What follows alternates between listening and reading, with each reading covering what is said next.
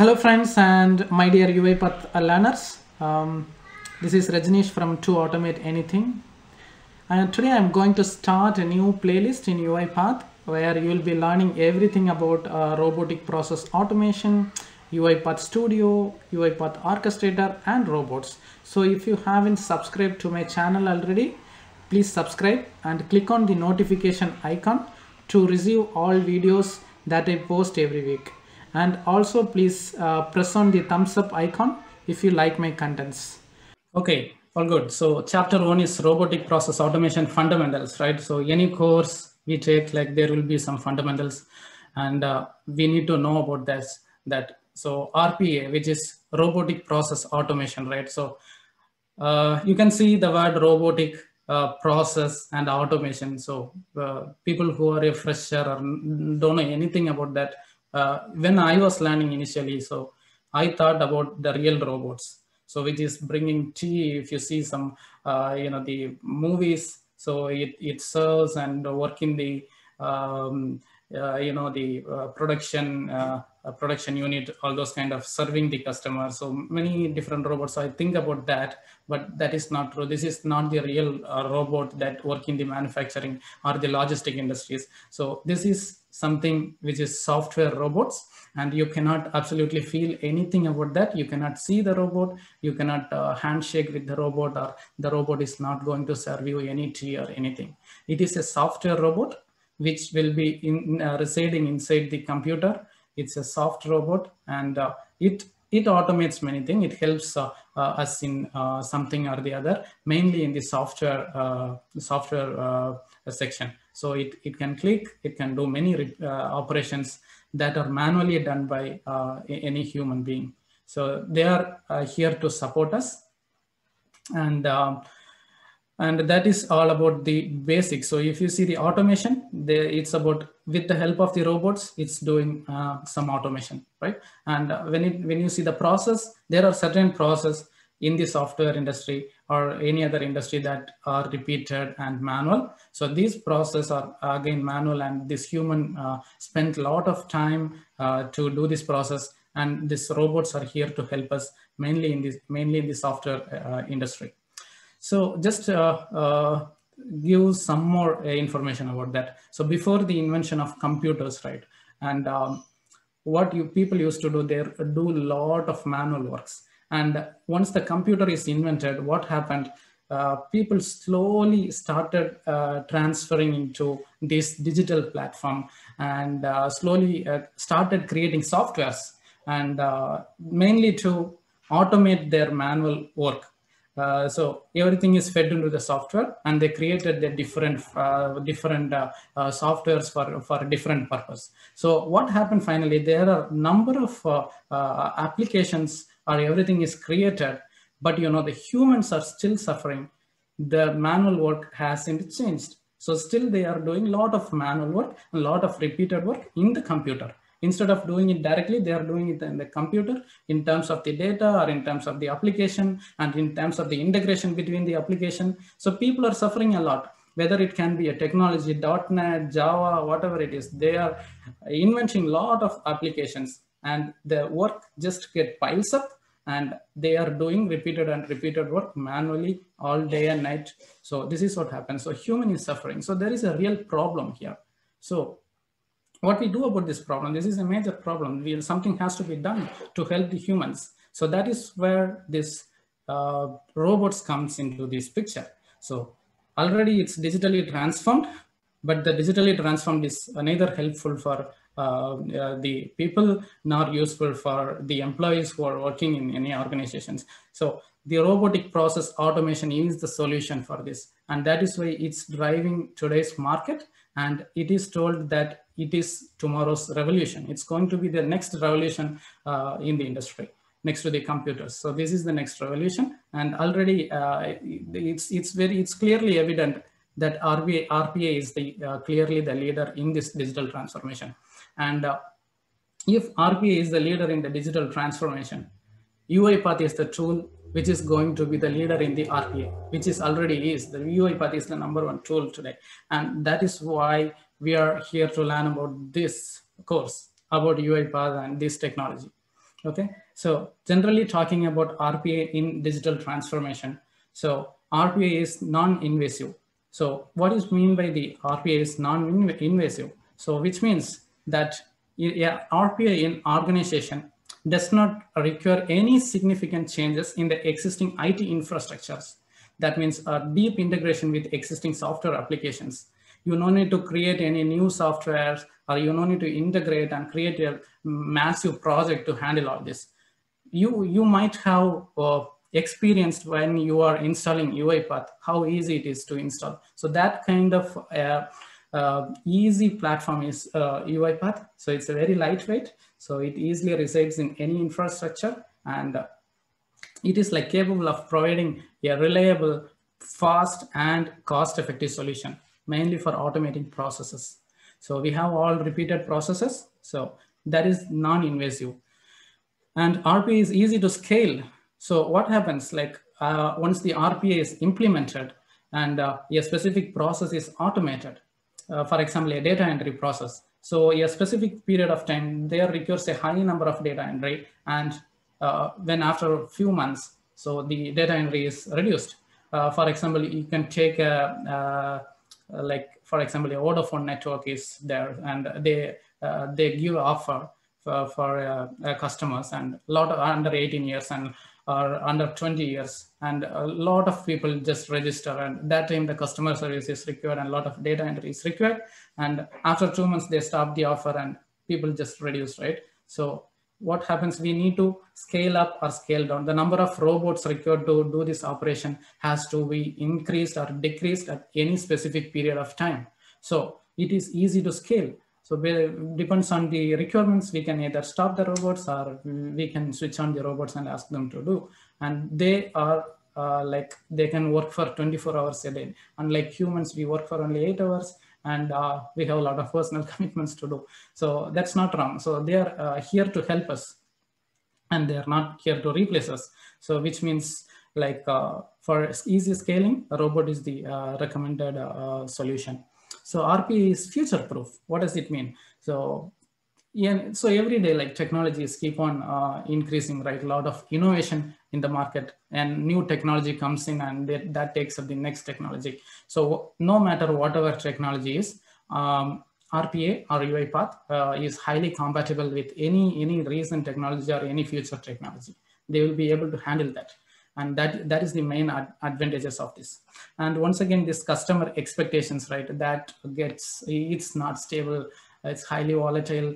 Like it increases for specific period and decreases for a specific period, and we have to meet their demands. Otherwise, these organizations or the service industry, they are not going to sustain. So they also have to change that. So to meet their customer expectations, we need RPA.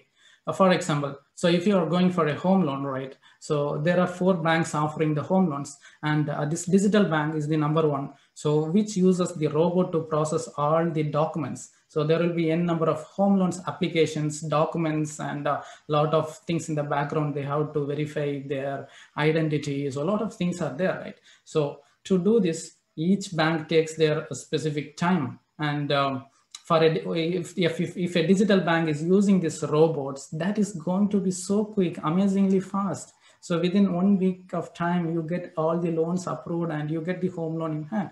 So which do you prefer? And the second bank is like, it's taking 1 month, and third bank take 3 months, and fourth bank, it's never come. We don't know what happens. It's manually, they are verifying, they are going to the like the verification process. It's taking a lot of time. So definitely, obviously the customer goes to the first bank, which is the digital bank that is using RPA. It's so fast.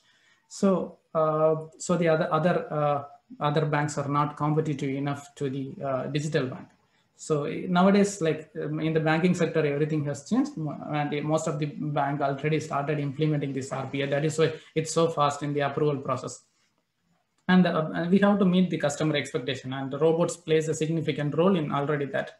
And the compliance and regulations is the next most important thing. This, and in Australia we usually read, or in India we usually read news about that, how many million of dollars fine that each organization or bank are paying to the government and the legal unit. So if they are not following any specific rule, and there are a lot of issues are going around that. So every organization has to meet certain compliances and regulations, and it involves huge amount of human effort, lot of manual work, repeated works, and so those kind of effort is required to meet these obligations. So in which this robot plays a significant role to run overnight and check all these compliances and keep looking for all the the factors that are affecting these regulations, and it clearly reports on each things regarding sanctions, or there are many things inside the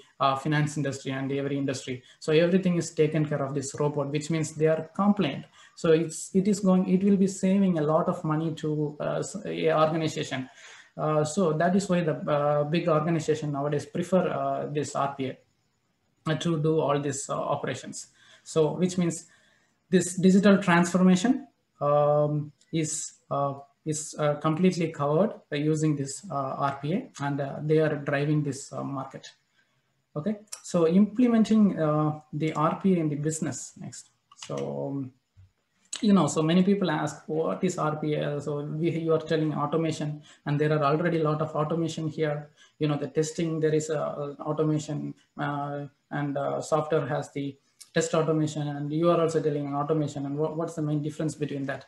So this automation, right, implementing RPA in a business world. So you have a lot of, like I just mentioned, the frequently used business units, and name me any units, and I'll tell how RPA is implemented there. So all these industries are dependent on each other in some case, because the technology is already related to the customer service, and financial needs the technology, and retail needs technology and financial, and healthcare, obviously the people, everybody need that, and government. So each of these specific units, everything requires RPA. They have quite a large number of manual processes and repeated processes has to be automated. So people are manually working 24/7 in the customer service to do all these operations.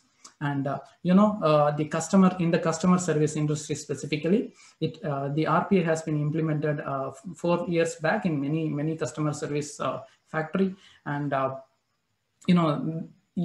there has been never a single news about that they are taking out resources from the customer service, but their customer service quality has improved, and the way their work has been improved, which means the robot is helping the customer service industry in doing a better job.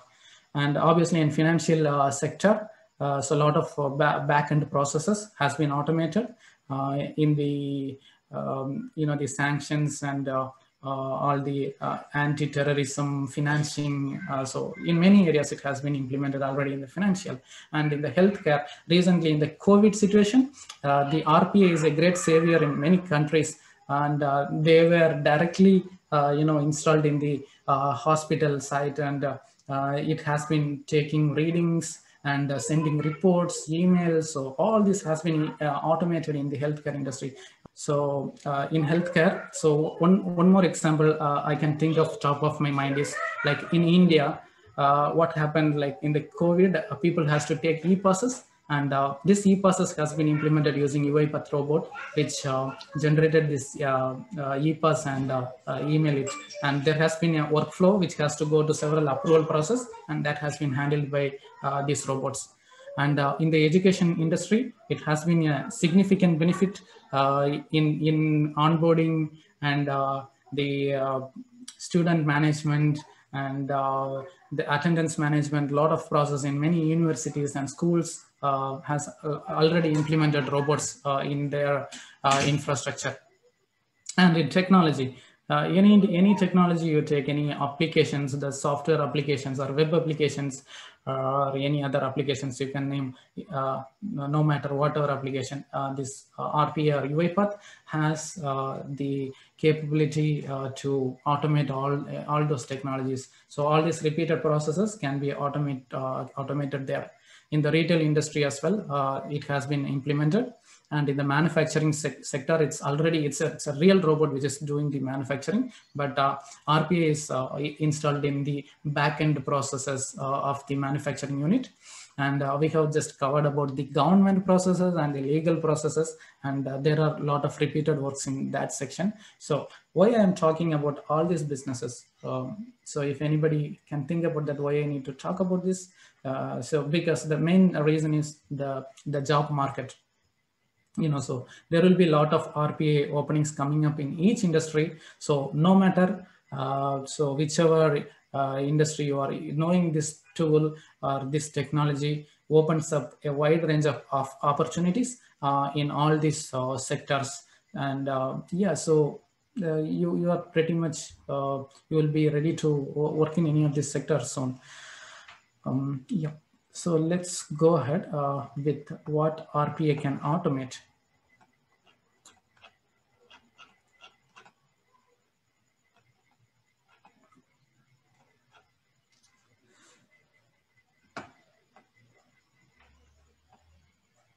Okay, so as I told, RPA can automate a wide range of operations or tasks, and listed here are very few tasks that I have mentioned. This is the standard task.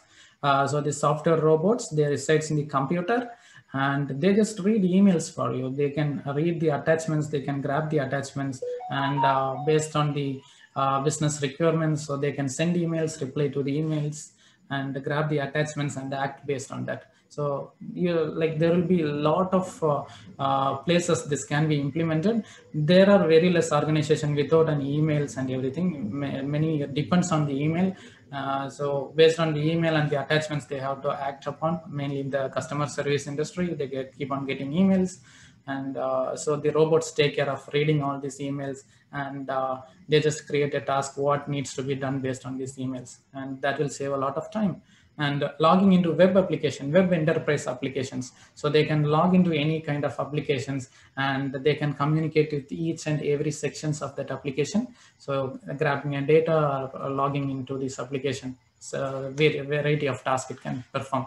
And moving files and folders, so in the backend processes, you can think of any process that use this the files and folders, it copy and paste file. So mainly the data entry sector, that depends on mainly the copy paste of data into one file to another file, or in the backend process of a banking, which requires moving of files from one FTP location, the file transfer protocol. So from one file folder to the another file folder. So there are certain requirements. So they need to modify some, the text files and then update somewhere. So everything this robot will take care of.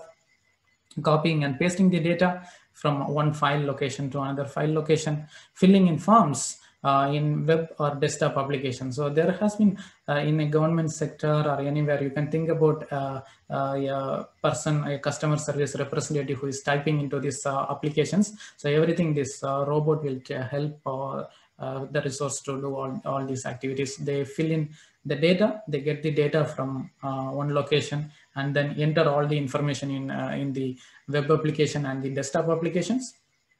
And reading and writing data into databases, and there are many different varieties of database in a specific organization, and UiPath is highly capable of communicating with any kind of databases, and they can write data, read data, and act upon it.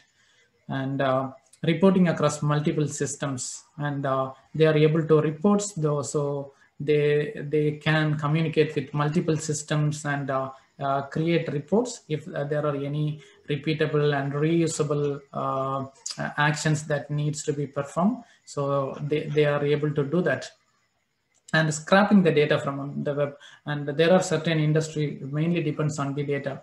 For example, the any analysis sector, so or a multimedia sector, which depends on the data that gets, or the data analysis sector. They mainly depends on the data from the web, the daily happenings, like the share market, everything. So they scrap data from the web, and they feed it into the database, and then based on the database they perform some other operations. So this robot is capable of doing all these certain type of operations. And you can tell me what else you can think about, so whether the robot is able to do this task, so this kind of task. So if you have certain doubts, you can make a note, and let us discuss in near future how this robot can be made use to automate those kind of requirements. Yeah, so everything has a life cycle, right? The software development life cycle. Similarly, the RPA also has its own life cycle, which is the RPA life cycle.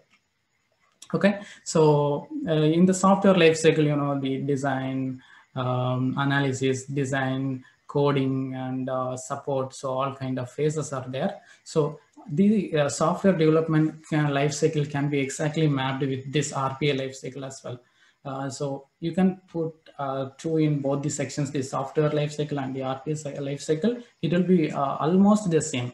All the tasks that you are doing here, all the requirement analysis, the design, the code, and everything. So the same will be done in the RPA side as well. You will be doing, the requirement analysis using the discovery phase.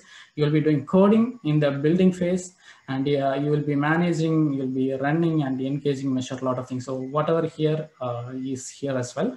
And we will go through this while going through this the next few chapters, and we will be mainly focusing on the build part. So the build part is the building the RPA applications. So which is the, we are using the UiPath tool to build there. So so that is a very high level. And anything, did I miss anything else? Yeah, so each phase have got different set of tools which I will be covering in the upcoming sessions. And yeah, so discovery has to be properly done, the build has to be efficient, and it has to be managed thoroughly, and it has to be run efficiently. And we need to engage with that, with the human and the robot, and we need to measure the results for see how beneficial it is. So that is the RPA life cycle. So which is not important at this moment, but just take a note that we are going to build, okay? So we are going to build using UiPath. So that is the only message at this point. And if you think about the RPA roles and responsibilities, so there are variety of roles in RPA, very similar to the SDLC. You have the analyst, or the designer, business analyst, solution architect. So you can relate with the diagrams in the left-hand side. So there is the RPA developer, there is a tester, and the business analyst, and one solution architect. Similarly, there are many other roles like tester, or implementation manager, or infrastructure engineer, or RPA support engineer. And each of these roles has different own career path, which means there is the junior level solution architect, senior level solution architect, and solution architect lead. And the developer has junior developer, developer, senior developer, and development lead. And similarly, each of this has its own career path. Why I am telling this? So the opportunities, the amount of opportunities one can get. So if you are really good at development in this UiPath throughout this next 8 weeks, you can write yours. Anyway, you are an RPA developer. You are already an RPA advanced developer since you are attending this course. You have become that. But officially it has to be confirmed in the next 8 weeks based on the performance. But if you find something interesting, like the analyzing the requirements, or how to get the better like the matrix mapping, and you are able to assess a business process, you are a very good the business analyst. And in sometimes if you are able to design, think about a solution like this, that solution can be connected here, and this database, we can make the data flow from this application to that application. You can think about that and think of architecture diagram. You are a solution architect. And if you can think about the infrastructure, that is the operating systems and the database installations, firewall, so those kind of things you can think about. You are an infrastructure engineer, and if you think about finding defects in this RPA and the workflows, or you can come up with different scenarios for a login, like giving the incorrect username, password, or any kind of like if you're interested in finding defects and writing a lot of different scenarios and test cases, you're a great RPA tester. So I welcome all the roles, RPA roles and responsibilities. So I have all these candidates. I hope like different roles are here, so which is really useful for our team.